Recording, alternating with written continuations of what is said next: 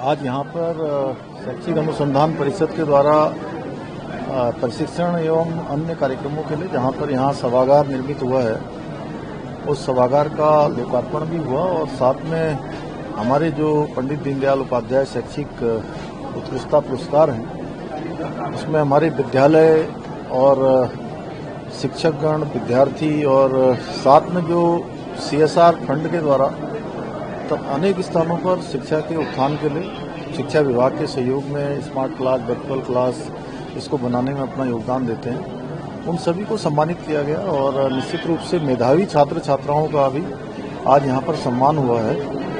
और इस सम्मान से जहाँ उनको प्रेरणा मिलेगी आगे आने वाले समय में अपने जीवन में वो और अच्छी तरीके से तैयारी करेंगे, अच्छा काम करेंगे।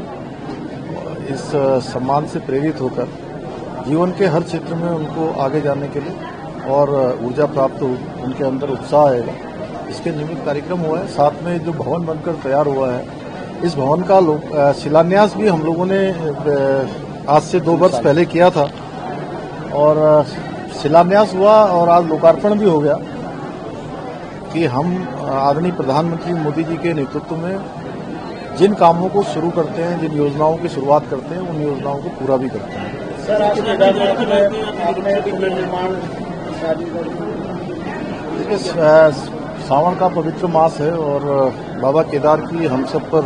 बड़ी कृपा है। पूरे देश दुनिया के अंदर बाबा केदार के भक्तगण हैं, उनकी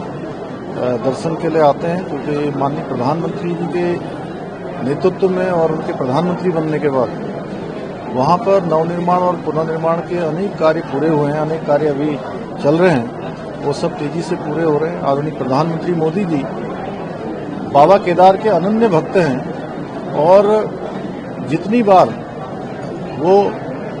बाबा केदार के दर्शन के लिए आए हैं, देश के किसी भी प्रधानमंत्री ने कभी भी इतनी बार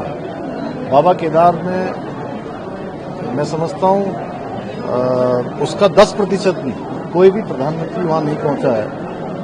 और उनके नेतृत्व में एक बड़ा केदार धाम बन रहा है। हम सब की प्रतिबद्धता है कि देश दुनिया के अंदर भव्य केदार और दिव्य केदार जो नए रूप में आदरणीय प्रधानमंत्री जी के नेतृत्व में बन रहा है, वो तेजी से पूरा हो।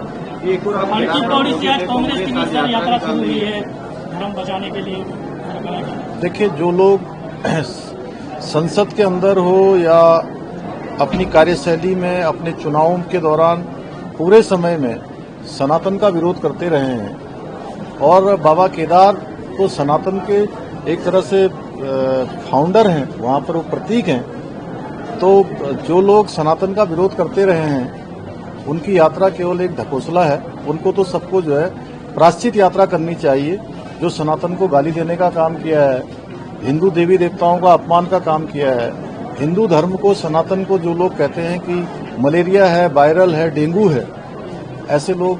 जब यात्रा की बात करते हैं तो बहुत ही आश्चर्य होता है। सर, आपने केदारनाथ धाम का निरीक्षण किया है कि जो पुराना मार्ग है उसको जीवित करने की बात चल रही है, क्या प्रक्रिया होगी उसको व्यवस्थित करने के लिए?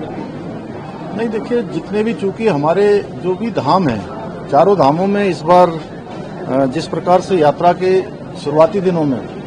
अत्यधिक दबाव यात्रियों का रहा है, तीर्थयात्रियों का रहा है, उस दबाव के कारण से या उन दिनों को देखते हुए एक बात ध्यान में आई है और सब लोगों के सुझाव भी आए हैं, होटल संचालकों के, ढाबा वालों के, टैक्सी वालों के, तीर्थ पुरोहितों के, पंडा समाज के, पुरोहित समाज के लोगों का, कि आसपास के क्षेत्रों में अन्य स्थान भी हम विकसित करें, जिससे कि जो धामों पर आने वाली संख्या है वो अगर अत्यधिक वहाँ पर दबाव होता है तो अन्य धामों में भी, धामों के आसपास भी चले जाएंगे, तो निश्चित रूप से जनसंख्या जो आने वाली है वो थोड़ा एक अनुपात में दर्शन कर पाएगी और किसी को कोई परेशानी नहीं होगी। इस दिशा में हम तेजी से काम कर रहे हैं और नया मार्ग हो। इसी प्रकार से यमुनोत्री में जाने के लिए भी, चूंकि अधिकतम कैपेसिटी जो अभी तक है 8,000 की है, 6,000 8,000 के बीच,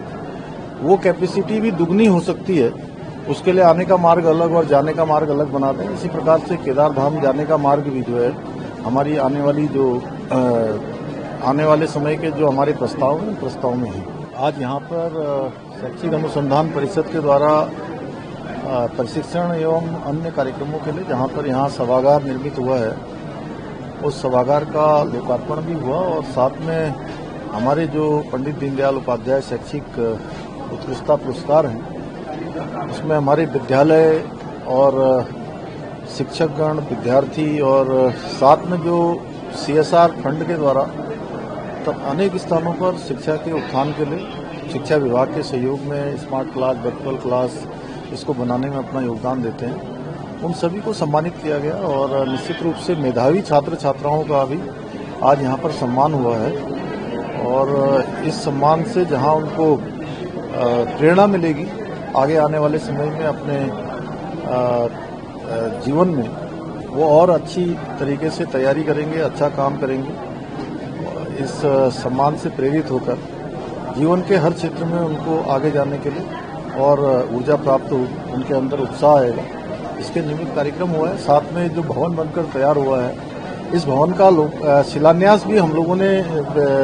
आज से 2 वर्ष पहले किया था और शिलान्यास हुआ और आज लोकार्पण भी हो गया कि हम आदरणीय प्रधानमंत्री मोदी जी के नेतृत्व में जिन कामों को शुरू करते हैं, जिन योजनाओं की शुरुआत करते हैं, उन योजनाओं को पूरा भी करते हैं। सर, आज केदारनाथ में आपने पुनर्निर्माण देखिए, सावन का पवित्र मास है और बाबा केदार की हम सब पर बड़ी कृपा है। पूरे देश दुनिया के अंदर बाबा केदार के भक्तगण हैं, उनकी दर्शन के लिए आते हैं क्योंकि माननीय प्रधानमंत्री जी के नेतृत्व में और उनके प्रधानमंत्री बनने के बाद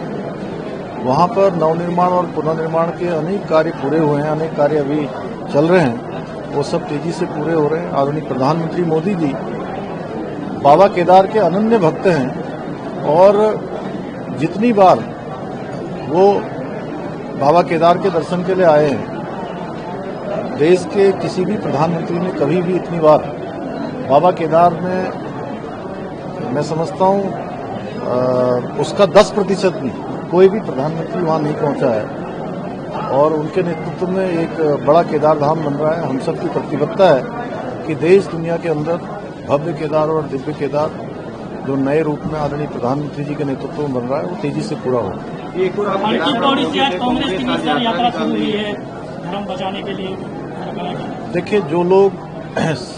संसद के अंदर हो या अपनी कार्यशैली में अपने चुनावों के दौरान पूरे समय में सनातन का विरोध करते रहे हैं और बाबा केदार तो सनातन के एक तरह से फाउंडर हैं, वहाँ पर वो प्रतीक हैं, तो जो लोग सनातन का विरोध करते रहे हैं उनकी यात्रा केवल एक ढकोसला है। उनको तो सबको जो है प्रायश्चित यात्रा करनी चाहिए। जो सनातन को गाली देने का काम किया है, हिंदू देवी देवताओं का अपमान का काम किया है, हिंदू धर्म को, सनातन को जो लोग कहते हैं कि मलेरिया है, वायरल है, डेंगू है, ऐसे लोग जब यात्रा की बात करते हैं तो बहुत ही आश्चर्य होता है। सर, आपने केदारनाथ धाम का निरीक्षण किया है कि जो पुराना मार्ग है उसको जीवित करने की बात चल रही है, क्या प्रक्रिया होगी उसको व्यवस्थित करने के लिए? नहीं, देखिए, जितने भी चूंकि हमारे जो भी धाम हैं, चारों धामों में इस बार जिस प्रकार से यात्रा के शुरुआती दिनों में अत्यधिक दबाव यात्रियों का रहा है, तीर्थयात्रियों का रहा है, उस दबाव के कारण से या उन दिनों को देखते हुए एक बात ध्यान में आई है और सब लोगों के सुझाव भी आए हैं, होटल संचालकों के, ढाबा वालों के, टैक्सी वालों के, तीर्थ पुरोहितों के, पंडा समाज के, पुरोहित समाज के लोगों का, कि आसपास के क्षेत्रों में अन्य स्थान भी हम विकसित करें, जिससे कि जो धामों पर आने वाली संख्या है वो अगर अत्यधिक वहाँ पर दबाव होता है तो अन्य धामों में भी, धामों के आसपास भी चले जाएंगे, तो निश्चित रूप से जनसंख्या जो आने वाली है वो थोड़ा एक अनुपात में दर्शन कर पाएगी और किसी को कोई परेशानी नहीं होगी। इस दिशा में हम तेजी से काम कर रहे हैं और नया मार्ग हो। इसी प्रकार से यमुनोत्री में जाने के लिए भी चूंकि अधिकतम कैपेसिटी जो अभी तक है 8,000 की है, 6,000 8,000 के बीच, वो कैपेसिटी भी दुगनी हो सकती है। उसके लिए आने का मार्ग अलग और जाने का मार्ग अलग बना दें। इसी प्रकार से केदार धाम जाने का मार्ग भी जो है हमारी आने वाले समय के जो हमारे प्रस्ताव हैं, प्रस्ताव में है।